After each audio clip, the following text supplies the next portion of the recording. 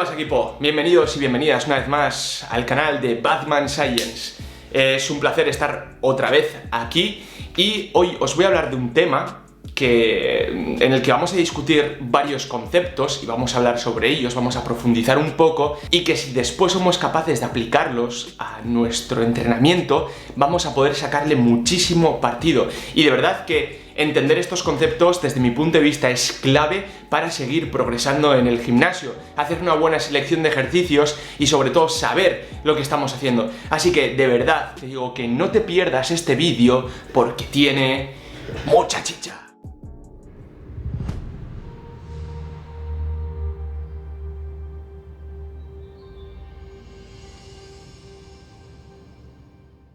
Los conceptos que vamos a tocar van a ser los de estímulo y trabajo, pero para poder entender la relación que hay entre el estímulo y trabajo y los diferentes ejercicios vamos a ir tocando punto por punto algunos temas que son interesantes para poder ir relacionándolos y profundizando hasta este concepto y esta relación del estímulo y el trabajo. Así que vamos a empezar por el primer punto de todos. ¿Qué tiene que suceder para que haya un estímulo óptimo para las ganancias de masa muscular? Este sería el primer punto. Bueno, creo que ya lo sabéis porque lleváis siguiendo mi canal hace tiempo y si no lo sabéis os lo voy a recordar porque es una de las cosas más importantes que tenemos que tener en cuenta. Vale, para que haya un estímulo óptimo para las ganancias de masa muscular lo que tiene que suceder es lo siguiente.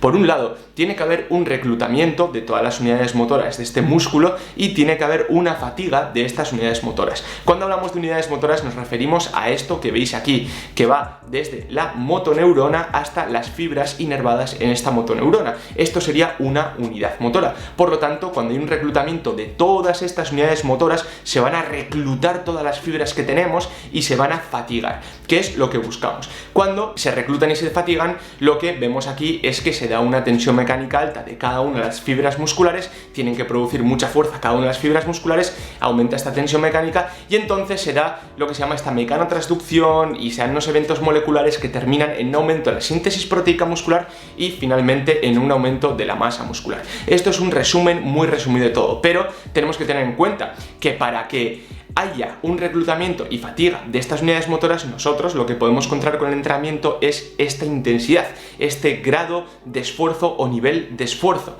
que lo que quiere decir es que tenemos que ir al fallo muscular o estando muy cerca del fallo muscular. Entonces, cuando hablamos de ir al fallo muscular, lo que estamos diciendo es que cuando vamos al fallo sucede todos estos procesos fisiológicos de los que estábamos hablando, independientemente del rango de repeticiones que estemos trabajando. Entonces, ¿vamos a ir al fallo o estando muy cerca? Cuando hablamos de estar muy cerca, estamos hablando de quedarnos a hacer repeticiones en recámara o menos, reales. Lo que quiere decir que tenéis que entrenar muy duro y tenéis que entrenar muy intenso. Esto todos lo sabemos y todos estamos de acuerdo en que tenemos que entrenar muy cerca del fallo o tenemos que entrenar al fallo porque el grado de esfuerzo tiene que ser alto por huevos, sí o sí, para que se produzcan estas adaptaciones, para que se dé este estímulo. Por lo tanto, una serie muy cerca del fallo es una unidad de estímulo o un estímulo que necesitamos. Cuando vamos añadiendo series muy cerca del fallo o en el fallo, lo que estamos añadiendo es más estímulo. Vale, hasta ahí estamos de acuerdo, pero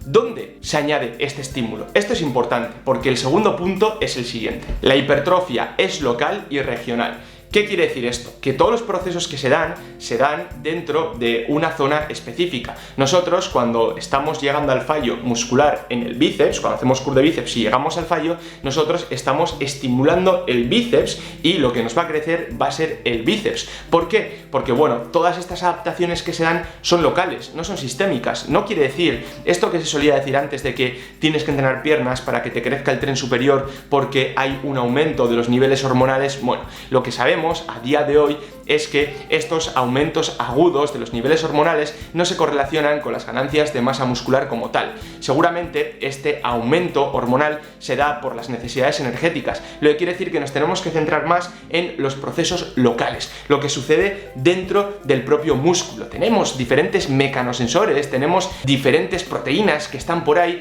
que cuando se produzcan estos estímulos van a traducir toda esta información en un aumento de la síntesis proteica muscular, lo que quiere decir que la hipertrofia es local y es regional. Incluso estamos viendo que en diferentes zonas de un mismo músculo puede haber estas adaptaciones y puede ser por este reparto de tensiones en las diferentes zonas o no.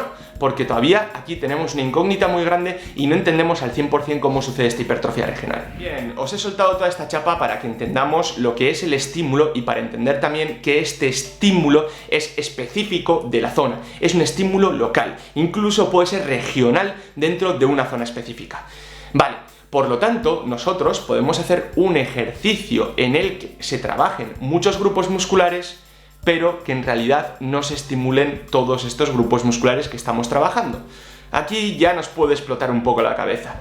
¿Por qué? Porque nosotros cuando, por ejemplo, hacemos una sentadilla y esta sentadilla la llevamos al fallo muscular, ¿cuántos grupos musculares que estamos trabajando están llegando a este fallo muscular?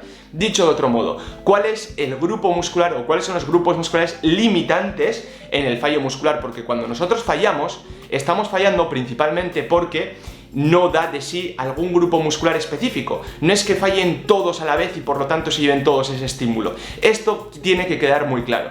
Cuando nosotros hacemos un ejercicio multiarticular, lógicamente sabemos que lo que está fallando es ese grupo muscular objetivo, porque estamos haciendo esa acción de esta articulación concreta en la que está involucrada este grupo muscular. Pero en cambio, cuando realizamos un ejercicio multiarticular que están trabajando muchos grupos musculares, en realidad el estímulo se lo está llevando a aquel grupo muscular que está fallando.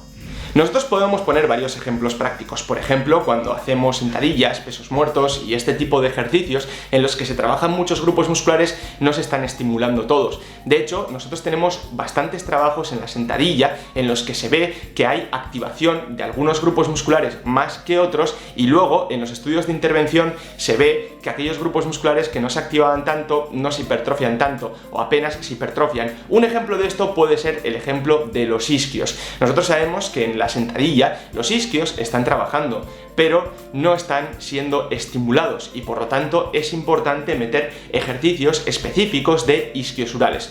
Decir que la sentadilla es un ejercicio completo porque también trabajan los isquios o también trabaja el abdomen, desde mi punto de vista es un error. Bueno, no es un error porque sí trabajan, pero no los estimulan. De hecho, tenemos otros tantos estudios que podemos ver por aquí en los que se ven que cuando nosotros realizamos ejercicios multiarticulares como pueden ser sentadilla, peso muerto y tal, la activación del recto abdominal es muy baja. De hecho, lo que se estimula son los erectores espinales. Nosotros vemos que la activación de los erectores espinales es mucho mayor y nosotros cuando vamos a ejercicios como puede ser el peso muerto, lo que vemos es que de aquí a medio largo plazo el desarrollo de los erectores espinales suele ser bastante alto, porque aquí estos sí que se llevan cierto estímulo y no tanto la musculatura del abdomen. Entonces, tenemos que entender que en este tipo de ejercicios pueden trabajar muchos grupos musculares, pero no se estimulan todos. De hecho, en la sentadilla lo que podríamos decir es que, dependiendo de cuál sea el factor limitante, si el cuádriceps o los glúteos, se pueden estimular más unos u otros grupos musculares. Esto quiere decir que los grupos que están trabajando pero que no se estimulan directamente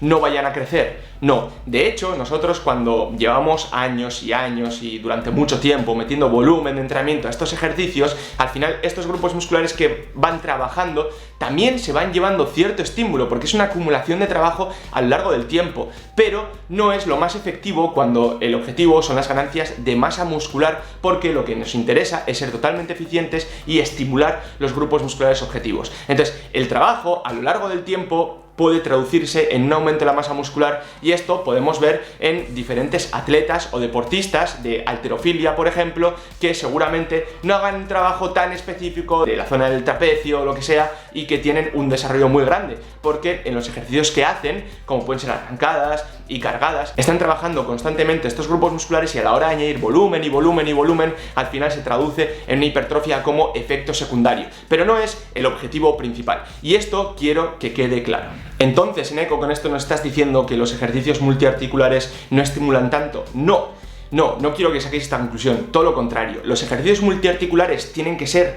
el core, tienen que ser el núcleo de vuestros entrenamientos, porque principalmente estimulan mucho estos grupos musculares objetivo, pero seguramente no estimulen tanto otros grupos musculares que trabajan en estos ejercicios, porque cuando hablamos de ejercicios multiarticulares están involucrados muchos grupos musculares, pero en realidad los limitantes suelen ser unos pocos. Entonces, la sentadilla es un muy buen ejercicio para el desarrollo del cuádriceps, es un buen ejercicio para el desarrollo del glúteo, pero seguramente no sea un buen ejercicio, bueno, no es un buen ejercicio para el desarrollo de los isquios, para el desarrollo del abdomen, para el desarrollo de la espalda, cuando estos grupos musculares también están trabajando, pero no se están estimulando.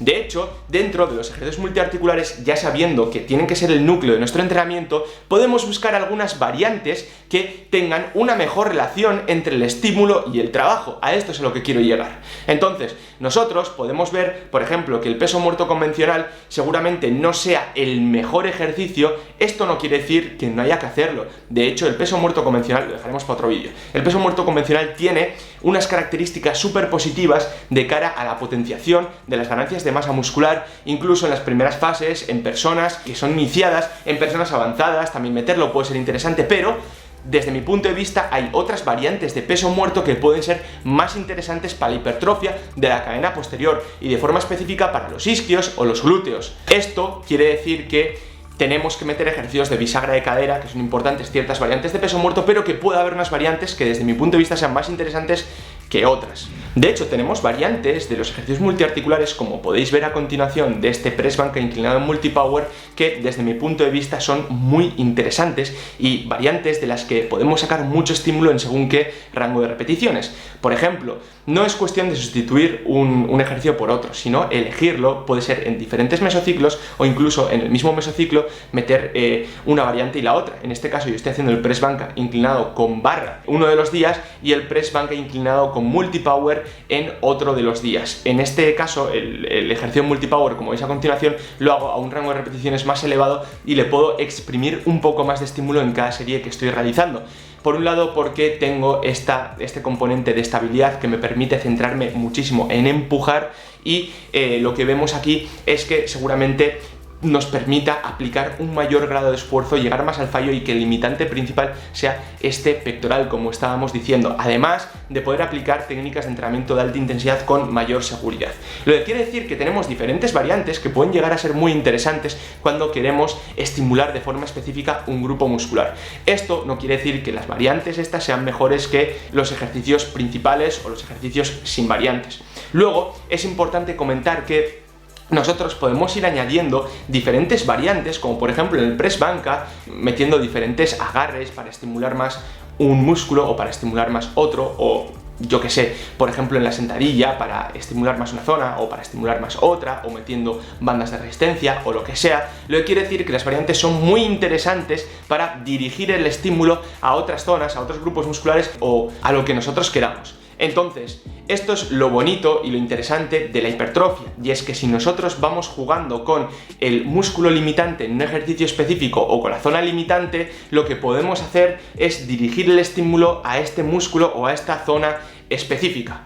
Entonces ya conocemos esta relación que hay entre el estímulo y el trabajo, y es que nosotros podemos tener un ejercicio que trabaje muchos grupos musculares pero que estimule muy poco algunos de forma específica, y en cambio nosotros podemos tener otros ejercicios que no trabajen muchos grupos musculares pero es que estimule mucho unos pocos o el objetivo que nosotros tenemos. Luego podríamos entrar a debatir y hablar sobre el ratio estímulo-fatiga, que es otra cosa. De hecho, en mi Instagram os dejé un vídeo haciendo una pequeña crítica a este ratio de estímulo-fatiga, pero creo que haré un vídeo más largo hablando de la esencia, porque yo creo que el ratio estímulo-fatiga puede ser interesante utilizarlo cuando se sabe cómo aplicarlo, porque estoy viendo que llueven muchas críticas al ratio estímulo-fatiga sin conocer la esencia y se hacen un montón de mezclas que no tienen mucho sentido, y en cambio también estoy viendo a gente que lo está aplicando constantemente sin saber lo que quiere decir este ratio y sin saber aplicarlo. Así que si os ha gustado este vídeo y si queréis ver este vídeo que os hablo del ratio estímulo-fatiga, dejádmelo en los comentarios.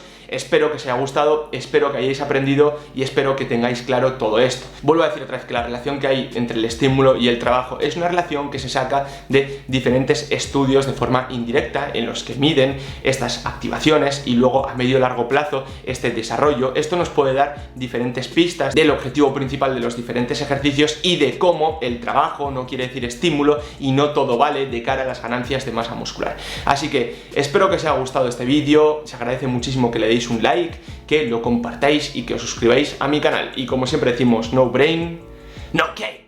1, 2, 3.